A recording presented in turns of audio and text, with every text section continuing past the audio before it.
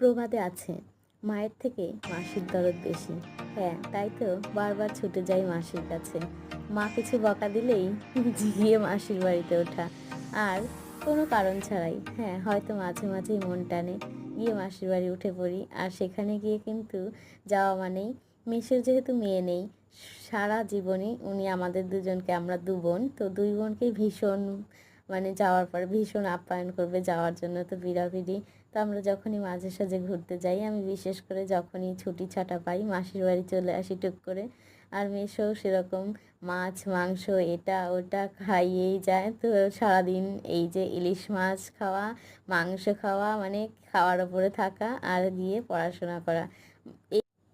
সেদিন ছিল ভীষণই বৃষ্টি ভেজা একটা দিন। আমরা তখন খাওয়া দাওয়া করছিলাম, বাইরে প্রচুর ঝুম বৃষ্টি হচ্ছিল। আর বৃষ্টি ভেজা দিনে আমি পড়ছিলাম দেশ হারিয়ে যায় নামক একটি